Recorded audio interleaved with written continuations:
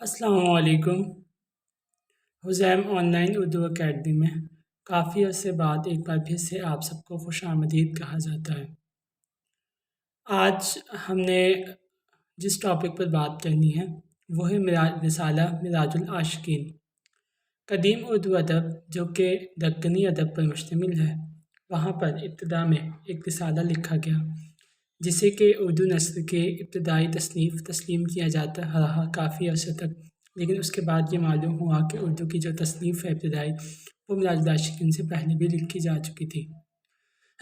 آج ہم جس موضوع پر بات کرنے والے ہیں وہ ہے معراج العاشقین رسالہ، اس کی تفہیم اور اس کا لسانی جائزہ، اور ساتھ ساتھ ہم یہ بھی بات کریں گے کہ اس کے مصنف کے پر اتنی بحث آخر کیوں ہوتی ہے اور اس کا اصل مصنف کون ہے۔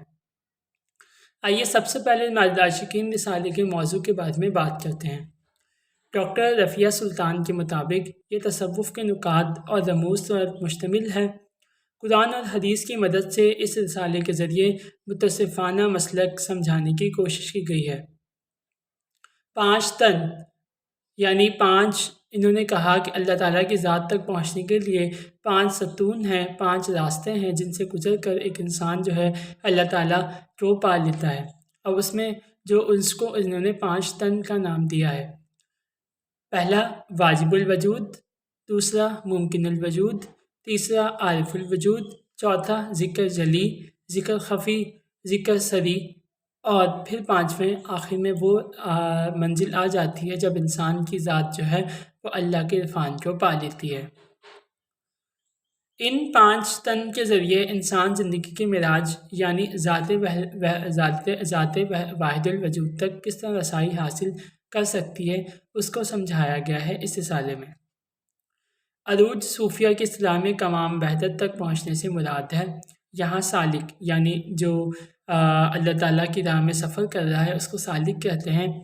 عالم اجساد یعنی جسم کو مٹا کر عالم مثال تک جا پہنچتا ہے۔ پھر وہ عالم مثال سے بھی آگے عالم ارواح میں جاتا ہے۔ اس کی آخری منزل عالم عیان ہے، جس کے بعد وہ واحدیت اور وحدت کے مرتبے تک پہنچ جاتا ہے۔ عروج کی آخری حد تک نور محمد صلی اللہ علیہ وآلہ وسلم ہے اور سالک کی رسائی وہیں تک ہے۔ کتاب کا آغاز کچھ ان الفاظ سے ہوتا ہے۔ مصنف لکھتے ہیں، انسان کے بوجھنے کو 5 تن، 5 تن، ہر ایک تن کو 5 دروازے ہیں، اور 5 دربان ہیں۔ پہلا تن واجب الوجود، مقام اس کا شیطانی، نفس اس کا امارہ، یعنی واجب کے آنکھ سوں غیر نہ دیکھنا سو، حس کے کان سوں غیر نہ سننا سو، حسد نقصوں بدبوئی نہ لینا سو، بغض کے زبان سوں بدبوئی نہ لینا سو۔ یہ میں نے آپ کے سامنے جو 5 لائنیں پڑھی یہ قدیم اردو لکھی ہوئی ہے۔ معراج العاشقین رسالہ کی صفحہ نمبر 2-3 پر آپ کو لکھی ہوئی دکھائی دے گی یہ اردو۔ اس کے آگے لکھتے ہیں، دوسرا تن ممکن الوجود، اس کا نگہبان اسرافیل، نفس لوامہ، حواس 5، ممکن کے آنکھ سوں غیر نہ دیکھنا سو، غفلت کے کان سوں غیر نہ سننا سو، وسواس کے نقصوں بدبوئی نہ لینا سو۔ معراج العاشقین صفحہ نمبر 12۔ آگے لکھتے ہیں، تیسرا تن ممتع الوجود، اس کا قابض کرنے والا ہر عزرائیل، ممتنع کے آنکھ سوں خدا طرف نہ دیکھنا سو۔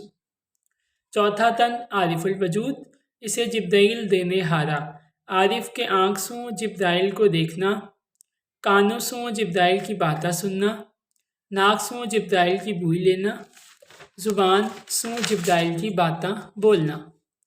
5واں تن واحد الوجود، اس کا فرشتہ ابلیس اور خدا کے دروازے پر رہتا ہے۔ واحد الوجود کے انگ سوں عشق کے کان سوں، محبت کی ناک سوں یاد کا دم اس کی زبان سوں، ذکر لسان الغیب اسے الہام بولتے ہیں، اس کا شہوت سوں صبر، اس پانچاں خاص کا مراقبہ باندھنا، پیر کے واحد الوجود کا مشاہدہ کرنا، توحید کے دریا میں ٹھہرنا، ذکر خفی کے محل میں وحدہ لا شریک لہ کی نیند لینا، اس کا جاگا کا حال پیغمبر علیہ السلام کے سو معلوم کرنا۔ معراج العاشقین صفحہ نمبر 13۔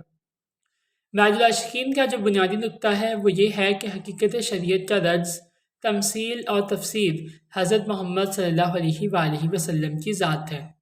انہی کی ذات اور سیرت کی محبت ہی ہمیں خداوند تعالیٰ یعنی اللہ تعالیٰ کی حقیقت کو محسوس کرنے کے قابل بنا سکتی ہے۔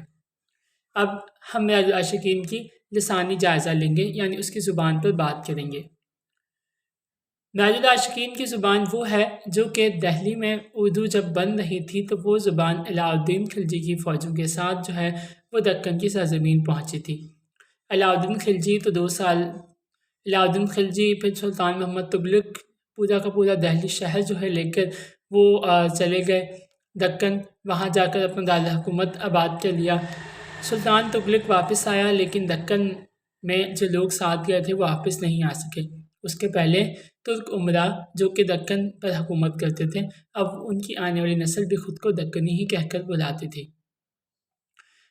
جب زبان اردو دہلی میں بن رہی تھی تو یہاں پر اس پر فارسی کا اثر تھا، مقامی بولیوں جس میں کھری بولی، بھیج بھاشا ان کا اثر تھا۔ لیکن جب یہ زبان دکن چلی گئی اور دکن کی سرزمین پر جا کر قید ہو کر رہ گئی، کیونکہ ایک وقت ایسا آیا کہ جب دکن کے امراء نے مل کر دہلی کی سلطنت سے بغاوت کر لی اور اپنے آپ کو آزاد بنا لیا۔ اب کیا ہوا کہ دہلی اور دکن کے درمیان بہت سارا فاصلہ ہے۔ اس فاصلے کی بدولت دکن کی زبان دکن کی سرزمین میں محصور ہو کر رہ گئی۔ بادشاہوں نے اسی زبان کو استعمال کیا۔ عام لوگ وہی زبان بولتے تھے جس میں دکن کی مقامی بولیوں کے ساتھ ساتھ دہلی کی بولیوں کا بھی اثر دکھائی دیتا ہے۔ لسانی اعتبار سے اردو زبان پر برج بھاشا کے اثرات زیادہ ہیں۔ اسماء افعال کے اعتبار سے یہ ہمیں برج بھاشا سے بہت دور اور کھری بولی اور حیانی سے قریب دکھائی دیتی ہے۔ معراج العاشقین میں ہمیں 4 چیزیں دکھائی دیتی ہیں۔ پہلا ہے دکنی زبان کا اثر دکھائی دیتا ہے۔ معراج العاشقین میں فعل حال بنانے کا طریقہ وہی ہے جو اردو میں ہے۔ اردو میں ضمائر نفس کے لیے اپنی اور اپنی استعمال ہوتا ہے، جبکہ دکنی میں تمہارا، تمہارے وغیرہ۔ تو معراج العاشقین میں دونوں طرح سے یہ ضمائر استعمال ہوئے ہیں۔ دکنی میں عربی الفاظ کی املا آسان کر دی جاتی ہے، لیکن تو یہ وہ 3 سے 4 خصوصیات ہیں لسانی طور پر جو میں نے آپ کے سامنے پیش کی۔ اگر ہم مجموعی طور پر معراج العاشقین کا لسانی جائزہ لیں تو ہمیں یہ اردو کی ابتدائی دور کی تصنیف دکھائی دیتی ہے، جس پر دہلی کی مقامی بولیوں کا اثر،